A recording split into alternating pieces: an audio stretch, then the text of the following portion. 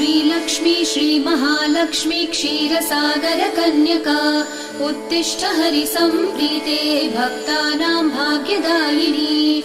श्रीलक्ष्मी श्रीमहालक्ष्मी क्षीरसागरकन्यका उत्तिष्ठ हरिसम्प्रीते भक्तानां भाग्यदायिनी। उत्तिष्ठोत्तिष्ठ श्रीलक्ष्मी विष्णुवक्षस्थलालये उत्तिष्ठ करुणापूर्णे लोकानां शुभदायिनी।